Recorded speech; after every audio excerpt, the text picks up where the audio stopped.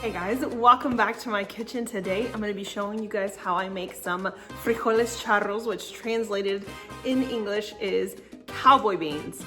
This is something that I regularly crave in the fall and in the winter, and normally I don't make it because anytime there's going to be a family gathering where there's going to be a campfire, frijoles charros are always available. I grew up eating them that way, where it was just always an outdoor thing where we got to have it in a cup or in a mug and just let your insides warm up while the fire was warming up your outside. So I'm really excited to share this video today because it is going to be made with the chorizo that I made in my last video. So if you guys want to see how I made that chorizo, I'll link that down in the description box so you can check that out and make your own chorizo before you go and make these beans. First things first, I put on an apron today. I have a really bad habit of not using an apron in the kitchen, and with as much as I am in the kitchen, I get shirts that get damaged all the time, whether it's because I ripped it or I got oil on it or stained it with something. You'd think that with how much I am in the kitchen that I would just automatically make it a part of my regular kitchen attire, but I don't because I forget things all the time. You guys are aware of this. So with my apron on, let's get this food going. In my Instapot, I have 2 cups of dry beans with 8 cups of water, a bay leaf, and some salt. I've had that going in there. I set it to 35 minutes. It's currently got 16 minutes left plus the pressure going down time. And then here I have 8 ounces of bacon chopped up. I have 6 hot dogs. Those are beef hot dogs. And then that beef chorizo I made, I saved half of it just for this. I did the other half in another recipe, a chicken recipe I made, and I recorded the whole thing, but I didn't like the way the video turned out, honestly. And so I do it all the time. I record videos, but then I don't share them with you guys because I didn't like the way they came out. So I'm gonna redo that one again another time. We ate the food, but I'm not sharing that recipe. I will share it. I just want to do a better video of it next time. So with the other half, this is about 8 ounces of chorizo. I'm gonna use it for these beans. Oh, it's gonna be so good.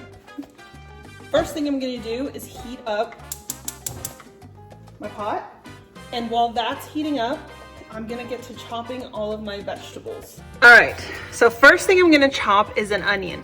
Normally I would just do 1 big onion, but because both of these are so small, I'm just gonna use 2. So pretend this is 1 large onion.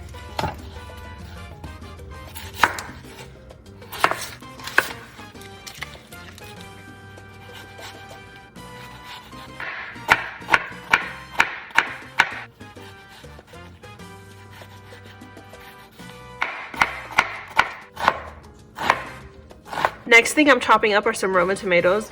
I've got 4 in front of me, but since they're on the smaller side, I'm starting off with 3, and if I feel like I want another one, I'll go ahead and add that one. Otherwise, I'm just gonna start with these 3 first.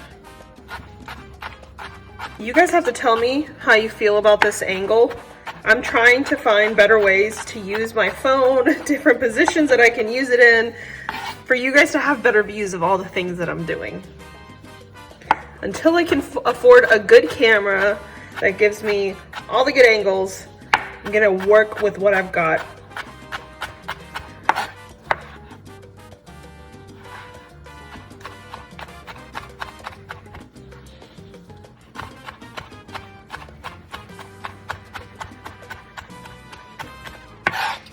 Okay, I'm happy with the 3, so we're gonna leave this one for another recipe. Now I'm gonna add in 2 serranos. So normally I would add in jalapeno, but I don't have any. I've got some serranos, so this is what I'm gonna use. You can use 1 if you don't want to use both. The chorizo is got a bit of a kick to it, and usually when you buy it packaged too, it does still have quite a bit of heat in it. So if you don't want to use these, you can completely leave these out.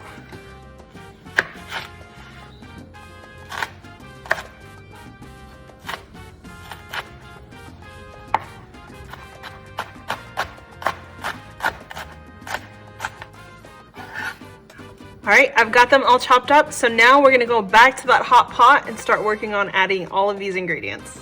First ingredient that's gonna go into the pot is gonna be this bacon. I'm not looking to get it all crispy and brown. I just want it to render out all of its fat, because once the beans go in, they're gonna stay nice and soft anyways, and it's gonna be so good.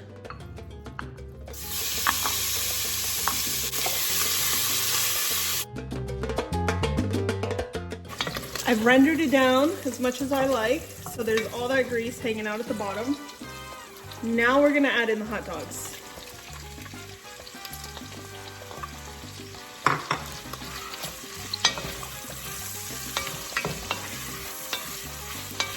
Two things I want to mention. One, this is on medium heat. Two, the size of all of the meats and the vegetables are all based on what you prefer whenever you're taking a spoonful of the food. So if you like nice and big chunks, you can leave them nice and big. But if you prefer to have little bite-sized pieces throughout, then chop it up more. However you know that you're gonna like it best, do it that way. All right, I've let those start to brown. And now that they're starting to do that, I'm gonna push aside everything and then give the pot a nice little tilt and pour out some of the excess grease. I wanna leave some behind, but because that chorizo is made with that 85-15 ground beef, I don't wanna have an excess of oil in here.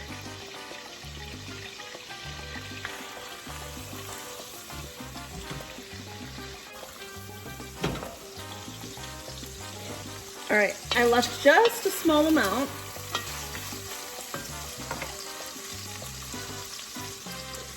And now we're going in with the homemade chorizo.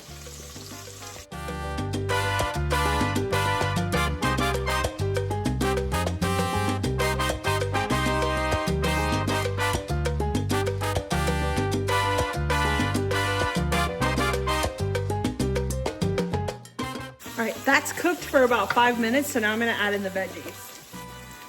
The one thing that I did forget to mention is to mince up some garlic cloves. I did 4 really big ones, but you use as much as your pancita asks for.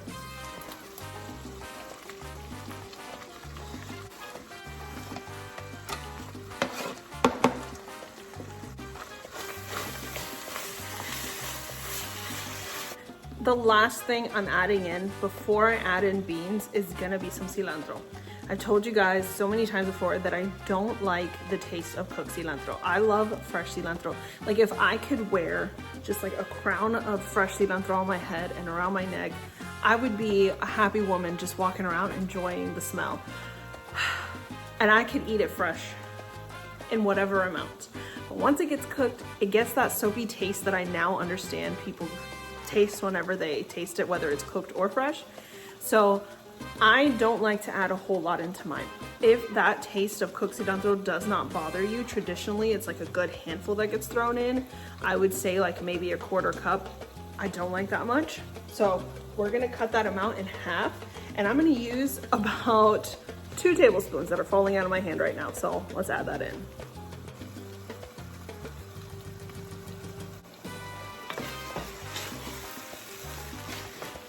So I've let those cook down.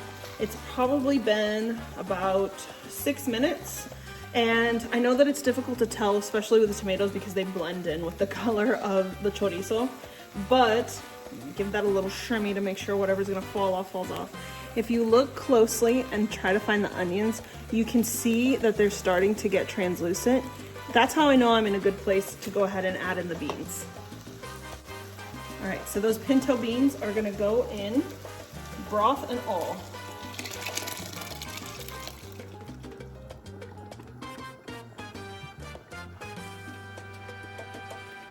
Give this a little mixy.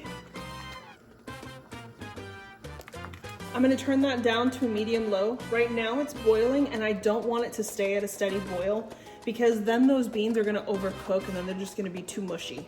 Up until this point, I have added no salt, no other seasonings, because bacon, chorizo, the beef hot dogs, and the beans all had salt in them. And if I was to add it ahead of time, then at this point it might be over salted, because once things simmer or boil for a while, they just get saltier.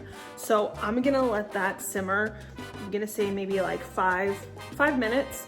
That way all those flavors kind of marry together. and blend well, and then I'll check it for the salt. Also, I'm not adding any other ingredients. Oregano would be great, but I've told you guys before, I'm just an oregano girly and I like to add it to everything. This would be great in here, but otherwise you don't have to add anything because chorizo has so many seasonings in it. If you watch the video where I made it, you'll see it's got things like cumin, achiote, it's got oregano, coriander, it's got cinnamon. It's got so many different things in it that by itself is just, it's really yummy. So I'll check that in about 5 minutes to see if it needs any salt. It's been 5 minutes of simmering on low. I've cut the heat and now I'm just gonna let it hang out just a little bit so it can cool down enough for me to take a few bites. Eating these out of a mug is my absolute favorite, so that's exactly what I'm gonna do.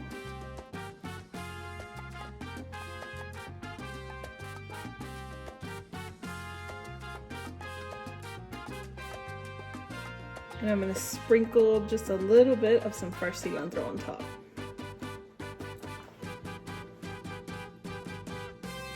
So traditionally, we eat this with just some good old tortillas or just like this in the mug.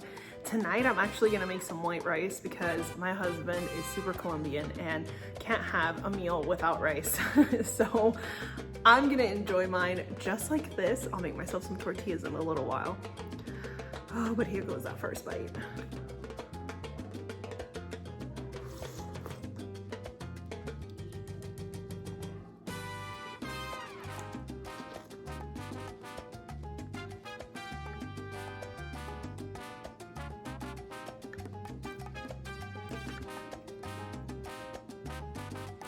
This is so comforting. I know I say that a lot, but during the fall and the winter, all the cold months, this has seriously been a staple of my childhood and teenage years. And so anytime I eat something like this, I just want to get my big old cobija and I want to go outside and sit in front of a campfire and enjoy it. It just feels like a nice big warm hug on the inside. And I hope that you guys give this recipe a try. Even if you don't make your own chorizo, buy it. Look for a local Mexican store. A lot of times in the cases, they'll have their own house-made chorizo there. So you can look for a local Mexican butcher and I'm sure that you can get some there. And if not, the store-bought is just fine. Work with what you've got and it'll be absolutely delicious. It's not spicy. I know I added the 2 serranos and I had the chorizo, but for our taste, this is not spicy whatsoever. And it's gonna be such a comforting meal tonight to sit and eat with my family.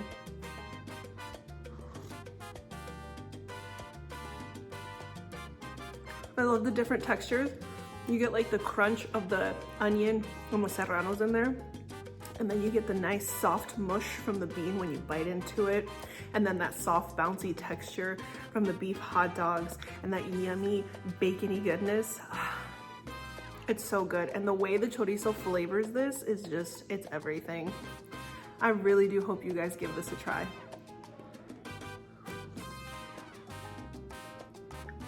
That is it for today's video. I hope you guys enjoyed. If you did, please give it a thumbs up. And if you haven't already, I hope that you're willing to hit that subscribe button and stick around with me for a while on my journey to becoming a homesteader and teaching you how to make Mexican food from scratch. I'll see you in the next one.